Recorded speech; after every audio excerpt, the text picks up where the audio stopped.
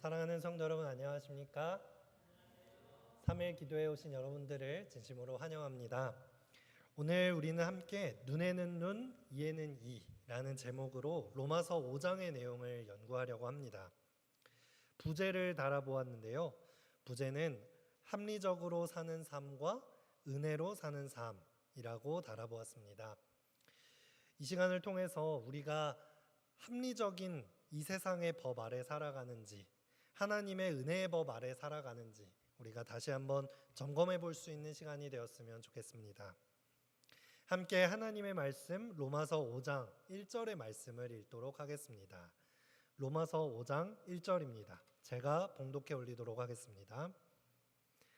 그러므로 우리가 믿음으로 의롭다 하심을 받았으니 우리 주 예수 그리스도로 말미암아 하나님과 화평을 누리자. 아멘. 로마서 5장은 이 로마서 연구에 있어서 참으로 중요한 장입니다. 로마서를 처음으로 시작하는 서론부 1장에서 4장까지의 내용을 하나로 압축하면서 결론을 내리는 장입니다. 그래서 로마서 5장 1절은 그러므로 라고 시작합니다. 바로 1장에서부터 4장까지 이 복음에 대해서 바울이 선포하는 내용에 대해서 이 바울의 논리를 함축하고 있는 중요한 장이라고 할 수 있겠습니다. 4장까지는 우리가 함께 연구하였던 대로 우리 모두가 죄인이다라는 것을 밝히는 장이었습니다. 이방인도 죄인이고 유대인도 죄인이고 예수님을 믿지 않는 불신자도 죄인이고 또 예수 그리스도를 믿기 시작한 그리스도인들도 죄인이고, 우리 이 시대를 살아가는 우리에게 비유한다면 불신자도 죄인이고 재림교인도 죄인이고 누구나 할 것 없이 모두가 예수님 앞에서 죄인이라는 것을 바울은 증명하고 호소하였습니다. 그 이유가 무엇입니까? 죄인임을 깨닫는 자에게만 복음이 필요로 하기 때문입니다. 그리고 그런 죄인에게 구원과 의로움을 주는 것은 하나님과 올바른 믿음의 관계라고 하는 것을 로마서 4장을 통해서 말씀하였습니다. 그리고 그것을 모두 종합하여 정리하는 것이 바로 오늘의 로마서 5장입니다. 오늘 예배가 마치고 난 뒤에 집에 돌아가시면 꼭 로마서 5장을 한번 읽어보셨으면 좋겠습니다. 이 로마서 5장이 너무나도 은혜로운 장입니다. 이방인들은 말합니다. 우리를 의롭게 하고 우리를 구원해 줄 수 있는 것, 우리를 잘 먹고 잘 사게 하는 것은 사람의 위대한 업적이지, 우리가 하는 선행이지라고 말을 하는 것이죠. 자고로 사람이 착하게 살아야지, 돈도 많이 벌고 높은 지위에 올라간 사람이 복받은 사람이야 라고 말을 하는 것입니다. 유대인들은 말합니다. 아니야, 그것보다 중요한 것은 혈통이 중요해. 어떤 가문에서 태어나고 하나님의 선택된 혈통에서 자라난 사람이 구원을 받는 거야. 하나님이 정해주신 율법에 순종하고 계명에 순종함으로써 구원을 받는 거야 라고 주장을 하였습니다. 하지만 로마서를 통하여서 바울이 말하고 있는 것은 무엇입니까? 둘 다 소용없어. 오직 우리에게 허락하신 믿음으로 이루어진 하나님과 나 사이의 이 관계를 통해서만 우리는 구원받을 수 있는 것이다 라고 우리 앞에 선포하고 있는 것입니다. 여러분, 우리는 어떻습니까? 우리가 의롭게 살고 있다. 내가 내 삶을 잘 먹고 잘 살고 있다. 내가 잘 살고 있다라는 마음을 갖기 위해서 정말 우리는 열심히 살아갑니다. 오늘도 바쁘게 이 아침을 깨워서 내가 계획한 대로 직장을 가고 내가 계획한 대로 살아나갔을 때야만 뿌듯함을 느끼고 내가 잘 살아가고 있구나라고 느끼곤 합니다. 내 시간과 재정을 들여서 선한 일을 행하고 교회의 사역들을 일구어 나가고 또 하나님의 계명을 잘 지켜 나가야지만 내가 잘 살고 있다라고 느끼시지는 않습니까? 그런데 여러분, 우리가 의로워질 수 있는 방법, 우리가 하나님 안에 의롭다, 잘 살고 있다라고 평가받을 수 있는 방법은 오직 믿음으로만 가능하다는 사실을 이 시간 다시 한번 기억하셨으면 좋겠습니다. 여러분, 우리가 의롭게 살아가기 위해 노력할 때에 그것이 온전히 순전하게 하나님 앞에 의로워질 수 있을까요? 진짜 순수하게 이웃을 생각하며 봉사하고 나누는 선행이 우리 가운데 있을 수 있나요? 정말 순수한 마음으로 하나님 앞에 영광 돌리고 하나님의 계명을 지키며 예배하는 순간이 있으십니까? 그렇지 않다는 것입니다. 부끄럽게도 이 시간 말씀을 선포하려고 단상에 나온 저의 마음을 돌아본다 할지라도 예배를 드리는 그 마음이, 그 예배를 드리는 순간조차 이 죄악된 본성은 살아있다는 것입니다. 예배를 드리고 선행을 베풀고 봉사하는 그 순간까지도 어느 순간 돌아보면 나 자신의 만족을 위해서 하고 있음을 발견하게 됩니다. 예배를 통해서 하나님의 영광을 돌리는 것보다는 이 예배가 재미있는지 유익한지 나에게 평안을 가지고 오는지 평가를 하는 사람으로 앉아있곤 합니다. 순전한 마음으로 이웃들에게 사랑을 베푸는 것이 아니라 이 봉사를 통해서 나에게 조금의 유익함을 얻는다거나 내 삶의 뿌듯함을 느끼고 보람을 느끼는 것이 더 중요하게 되는 것. 예배하고 선행을 베푸는 순간까지도 죄악된 본성이 살아있다는 것을 느끼게 되는 것이죠. 에베소서에서는 우리의 이런 상태를 이렇게 표현합니다. 우리 말씀을 함께 읽어볼까요? 시작. 우리 육체의 욕심을 따라 지내며 육체와 마음에 원하는 것을 하여 다른 이들과 같이 본질상 진노의 자녀였더니. 우리가 예수님을 믿는다고 말하면서도 세상 사람들과 다를 바가 없다는 거예요. 우리의 본성을 들여다볼 때에 우리가 하나님을 믿고 의로워진 줄 알았는데 우리의 본성을 들여다보니 바울도 고백하는 것입니다. 우리는 본질상 진노의 자녀다. 우리는 하나님과 원수의 관계에 설 수밖에 없는 그런 죄의 자녀이다 라고 말씀하고 있는 것이죠.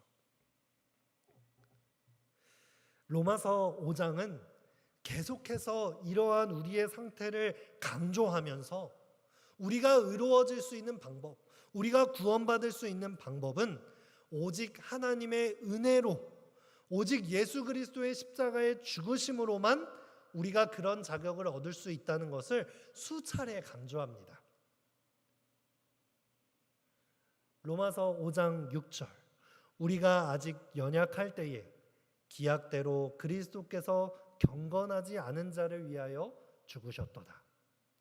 5장 8절, 우리가 아직 죄인 되었을 때에 그리스도께서 우리를 위하여 죽으심으로 하나님께서 우리에 대한 자기의 사랑을 확증하셨느니라. 5장 10절, 우리가 원수 되었을 때에 그의 아들의 죽으심으로 말미암아 하나님과 화목하게 되었은즉. 우리는 여전히 연약하고 여전히 경건하지 못하고 여전히 죄인이고 여전히 원수와 같은 존재들입니다. 하나님과 원수진 존재라는 거예요. 그런 우리들을 위해서 예수님께서 목숨을 내놓으셨다는 것. 그것이 은혜의 복음임을 선포하고 있다는 사실입니다. 우리는 오직 그 은혜로서만 의인이 될 수 있고 구원받을 수 있는 것입니다. 우리는 이것을 기억해야만 합니다. 왜 이렇게 바울이 수차례 이것을 강조하고 있을까요?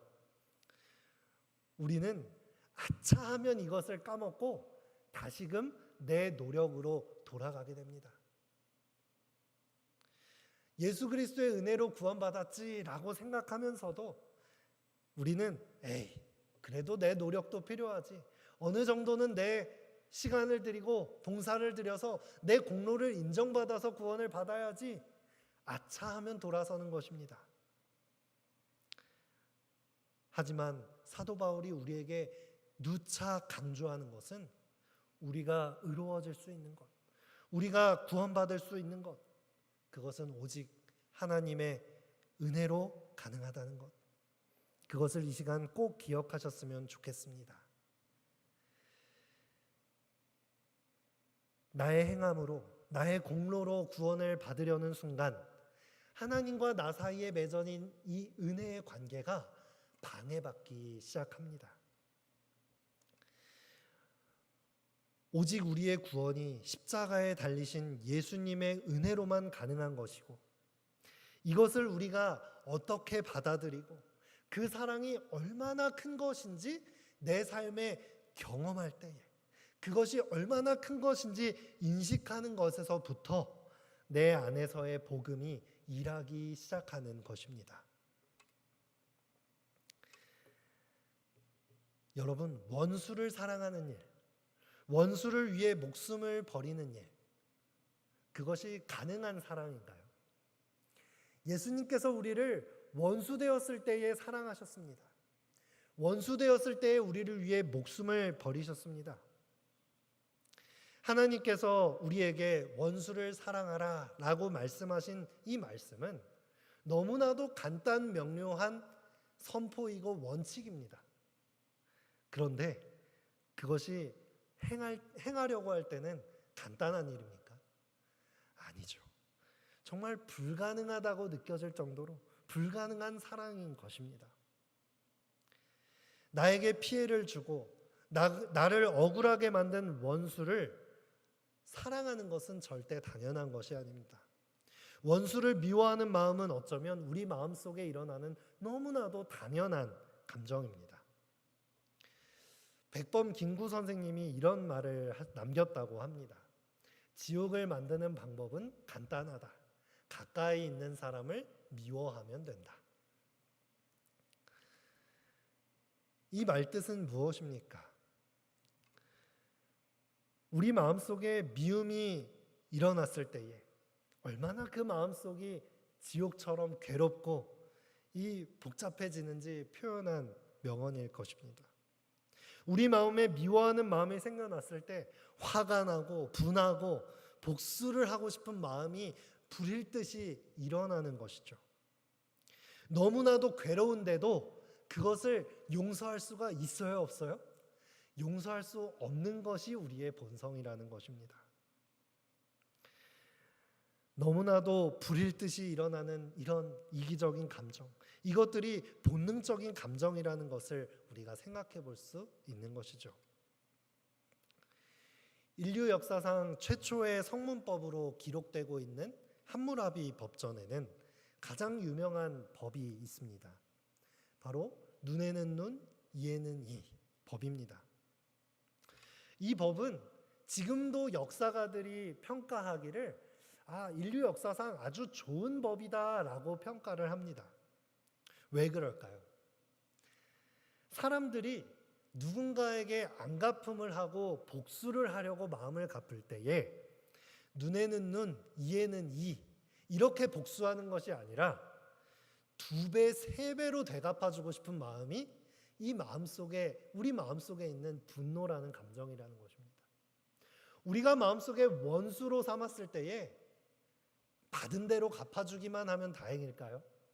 더 2배, 3배 안갚음을 하고 싶은 마음이 우리 마음속에 일어나기 때문에 오히려 눈에는 눈, 이에는 이 이렇게 형벌을 내려라 라고 하는 것이 훌륭한 법이다 라고 평가를 받는 것입니다.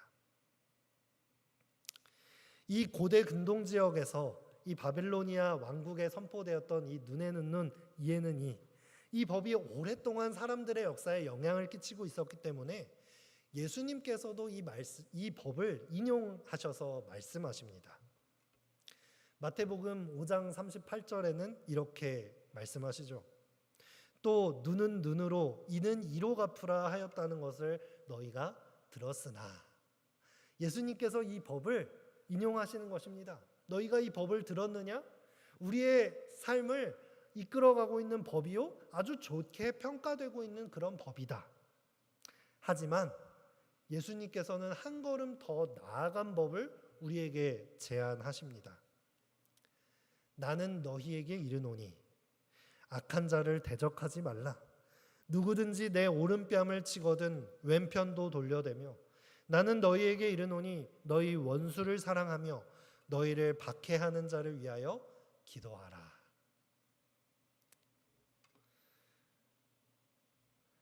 예수님께서는 인간의 법보다 더 나아간 법을 우리에게 제시하는 것입니다.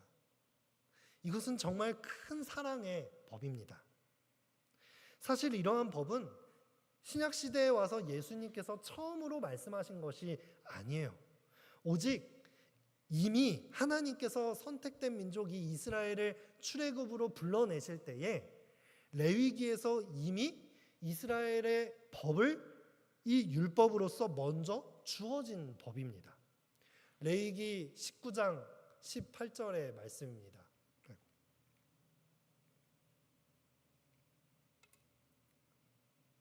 원수를 갚지 말며 동포를 원망하지 말며 내 이웃 사랑하기를 내 자신과 같이 사랑하라. 나는 여호와니라. 이미 하나님께서는 눈에는 눈, 이에는 이 법보다 더 먼저 더 나아간 이 원수를 사랑하라 라고 하는 이 놀라운 법을 미리 이스라엘 백성들에게 주었던 것입니다.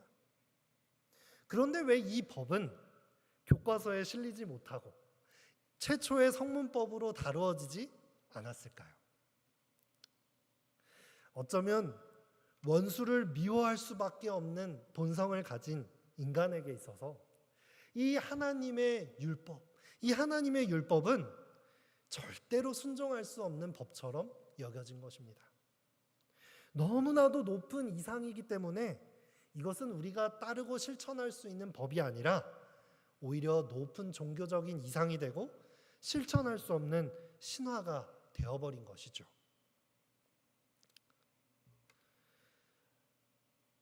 여러분, 예수님께서 이 땅에 인간으로 오신 것도 놀라운 사랑이지만 우리와 같은 성정으로 이 땅에 오신 예수님께서 이 원수를 사랑하라고 하신 이 법을 실천하신 사랑, 그것은 우리 본성적으로 생각할 때에 정말 다 이해할 수 없는 그런 놀라운 사랑입니다. 우리가 원수 되었을 때에, 여전히 죄인 되었을 때에, 우리가 하나님께 대하여 아무 관심이 없고 오히려 우리를 구원하러 오신 예수님을 조롱하고 침뱉고 제 손으로 십자가에 못 박을 때에 우리를 위하여 목숨을 내놓으셨다는 것, 이것은 정말로 이 세상에서 찾아볼 수 없는 놀라운 사랑인 것입니다. 이러한 사랑이 우리에게 베풀어졌다는 사실입니다. 여러분, 이 사랑을 우리의 마음속에 받아들이게 되시기를 간절히 바랍니다. 여러분, 우리의 삶의 행복은 어디에서부터 시작될까요?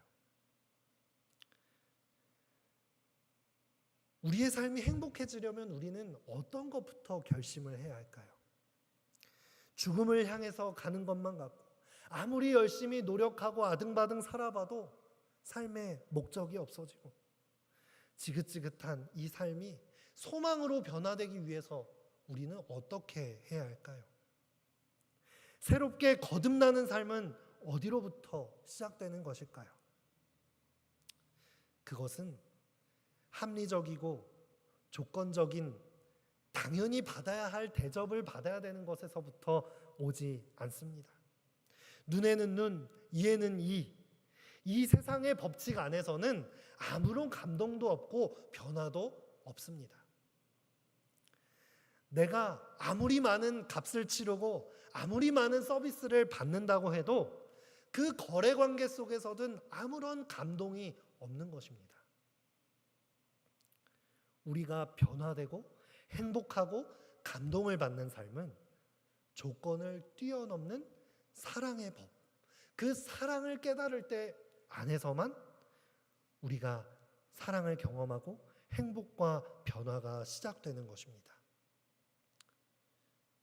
우리는 이 세상을 살아가면서 쉽게 생각합니다. 합리적인 것이 최고지.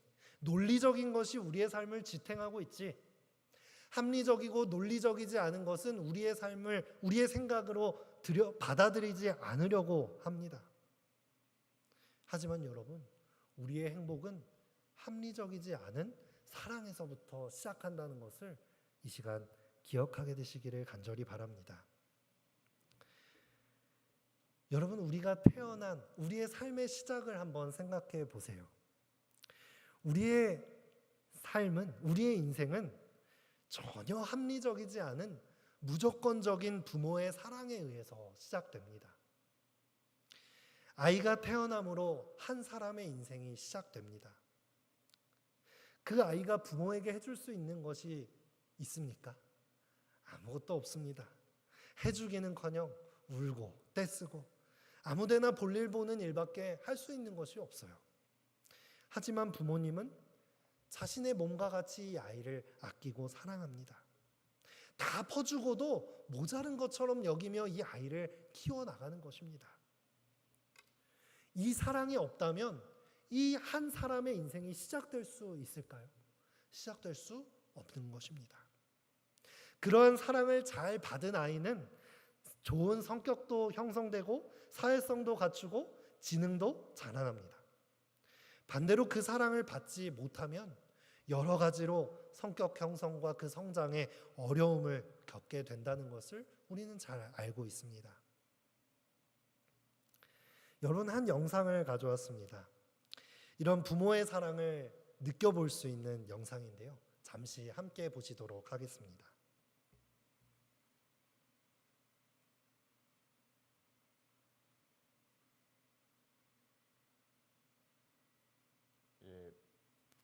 필요한 거 있을 때 전화 드리죠.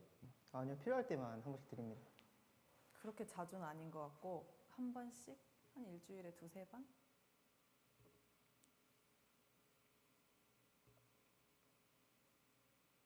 왜? 아빠, 바쁘나? 아니, 이제 다 끝났어. 아빠, 어. 나는 아빠한테 무슨 아들일까? 내가 엄마한테 무슨 어떤 아들이야? 나는 아빠에게 어떤 딸인가요? 이 세상에서 하나밖에 없는 이쁘고 귀엽고 없으면 못 살 것 같은 나의 보배, 나의 보석, 나의 마지막 희망, 나의 로망, 나의 모든 것. 됐어. 엄마. 나는 엄마한테 어떤 딸인가요? 오늘 어떤 딸이야, 야? 소중한 딸이지.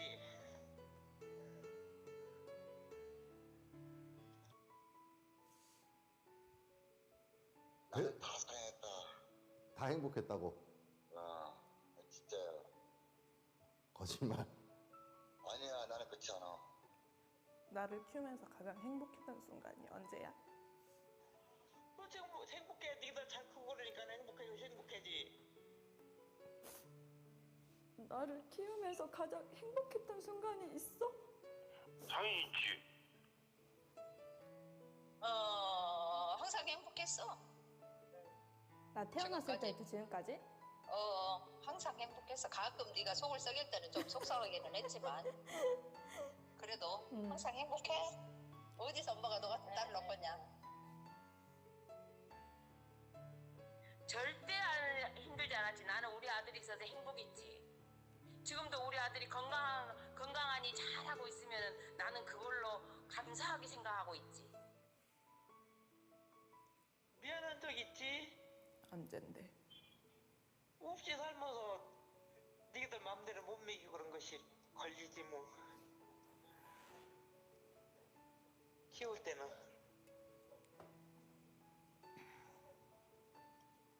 너 같이 많이 정말 못 해주고 먹고 싶은 거 맘대로 못 먹이고 그랬지 뭐.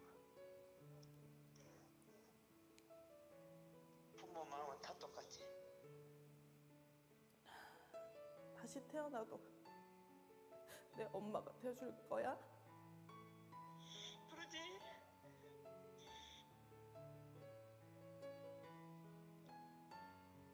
그럼 다시 태어나도 우리 아빠가 될 거야? 당연하지 슬기서는. 근데 왜 그래? 이유가 뭐야? 그냥 갑자기 생각나서 물어보는 거야. 미쳤어.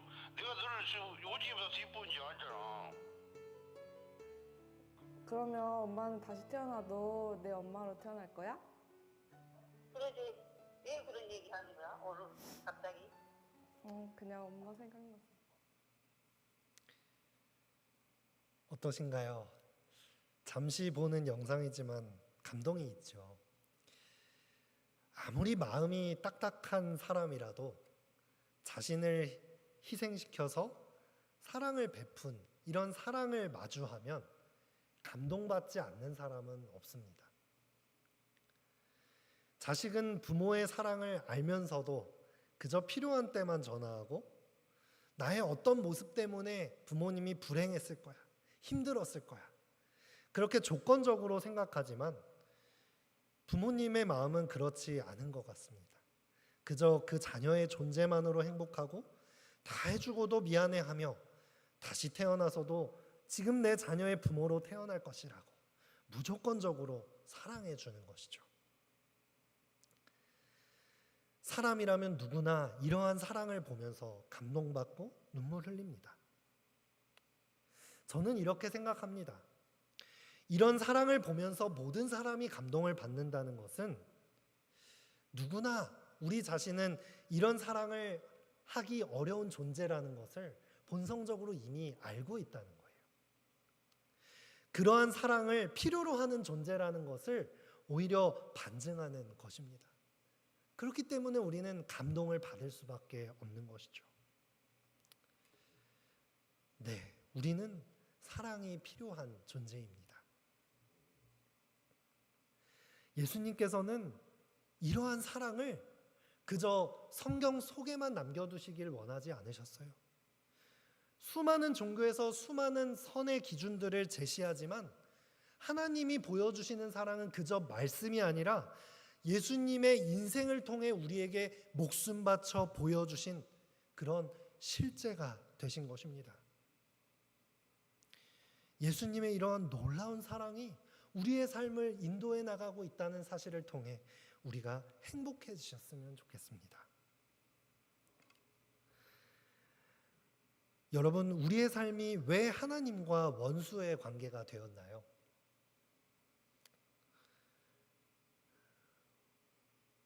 우리 인류는 인류의 시조인 아담의 죄로부터 시작해서 하나님과 원수의 관계가 되어버렸습니다. 사랑을 즐기면서 살아가는 존재였다가 사랑이 필요한 존재가 되어버렸어요. 로마서 5장 12절에서는 이렇게 말씀합니다. 한 사람으로 말미암아 죄가 세상에 들어오고 죄로 말미암아 사망이 들어왔나니 이와 같이 모든 사람이 죄를 지었으므로 사망이 모든 사람에게 이르렀느니라. 우리의 인생에 들이운 이 사망의 그림자, 이것이 누구 때문에 왔대요? 아담 때문에 왔다는 거예요. 저는 이 말씀을 보면서 화가 나더라고요. 저는 이런 생각을 했어요. 이 왼수 같은 아담. 원수도 아니에요. 왼수입니다. 왼수. 여러분 이런 생각하신 적 없으신가요? 아담만 아니었으면, 아담과 하와만 아니었으면 이 고생할 일 없었을 텐데, 그 사람들만 아니었으면 나는 에덴 동산에 살고 있을 수도 있을 텐데, 억울하다. 나에게 기회가 있었다면 나는 선악과 따먹지 않을 수도 있었을 텐데, 하나님 왜 아담만 벌하시지 않고 나에게까지 이 사망의 그림자를 드리우게 하셨을까? 내가 잘못한 것도 없는데 왜 하나님은 원수의 자녀로 삼으신 걸까? 눈에는 눈, 이에는 이. 이런 세상을 살아가고 있는 방식으로는 이렇게까지밖에 생각할 수 없는 것이죠. 이렇게 생각하는 것이 당연합니다. 내가 죄가 지은 것도 아닌데 억울하게 아담의 죄 때문에 내가 왜 이런 취급을 받아야 하나? 억울한 것이죠. 아담을 원망하고 탓하는 것입니다.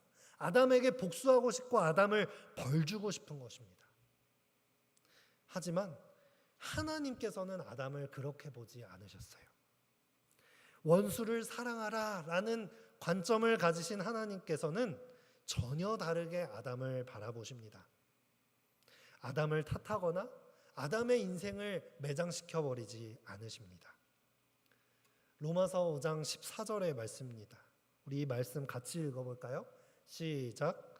아담으로부터 모세까지 아담의 범죄와 같은 죄를 짓지 아니한 자들까지도 사망이 왕노릇하였나니 아담은 오실자의 모형이라.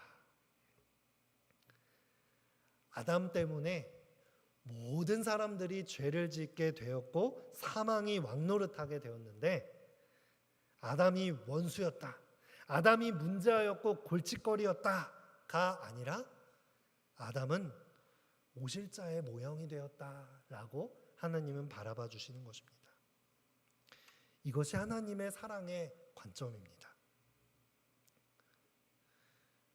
이 세상을 살아가는 사람들은 당연하게 생각해요. 어떤 사람이 잘못을 저지르고 문제를 일으켰으면 그 잘못을 지적하고 맹렬하게 비난하는 것이 당연한 합리적인 방법이라고 생각합니다. 그런데 하나님께서는 이러한 상황에 비합리적인 사랑을 통해서 이 문제를 해결하시려고 하십니다. 아담아, 너가 죄를 지었기 때문에 내가 이 땅에 올 수 있었다. 아담아, 너가 죄를 선택했으니까 너가 모든 것을 책임져. 너가 죄를 시작한 죄의 원흉이고 원수가 되었으니 벌을 받아 라고 말하는 것이 아니라 그 반대로 내가 책임져 줄게 라고 말하는 것입니다. 아담아, 그럴 수 있어. 내가 너에게 선택할 자유를 줬고 그러니 실수할 수 있어.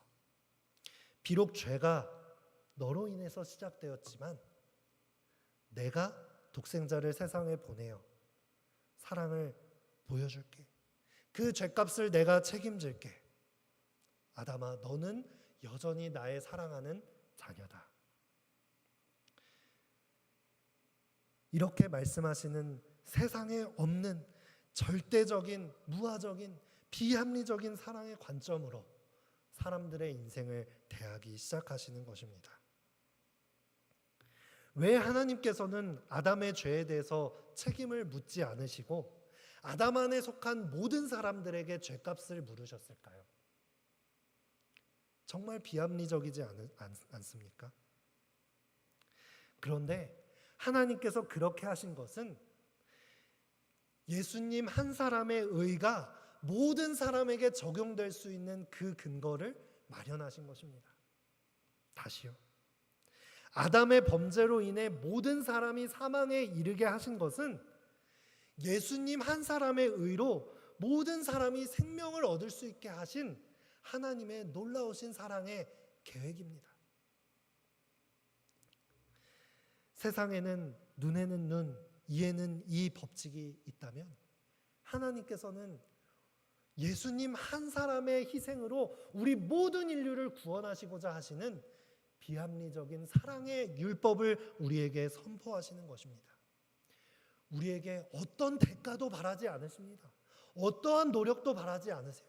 오직 예수 그리스도의 의를 우리의 사랑으로 받아들이고 우리의 아버지가 예수 그리스도임을, 하나님이심을 인정하는 것, 그 믿음으로만 우리를 구원하실 수 있는 것입니다.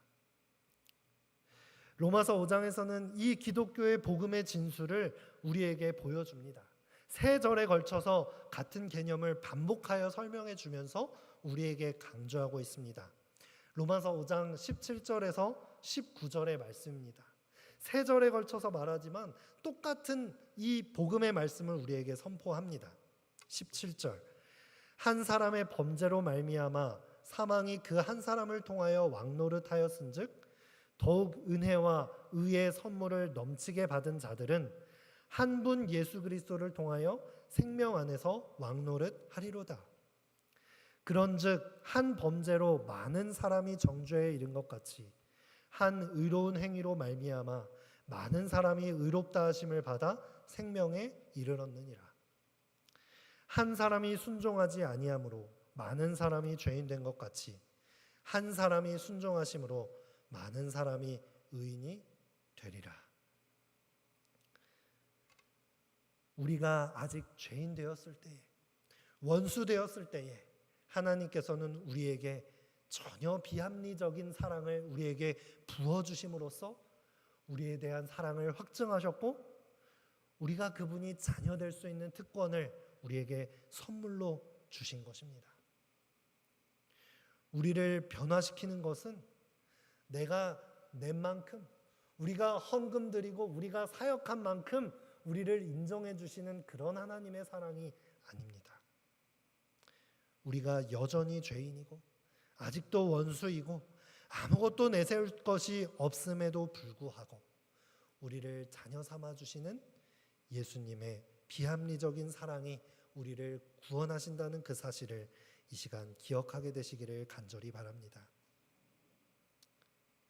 우리는 하나님 앞에 무엇을 구하시나요? 오늘 화요 기도회로 이 자리에 모였는데 우리는 하나님 앞에 무엇을 구하실 것인가요? 우리는 어쩌면 이 세상의 것들을 구할 수 있습니다. 하나님 잘 살게 해주세요. 건강하게 해주세요.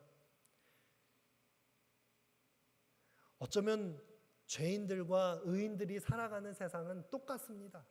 똑같기 때문에 하나님 앞에 우리는 구할 것이 똑같을지 몰라요. 그런데 하나님께서는 우리에게 주시고자 하시는 선물은 딱 한 가지입니다.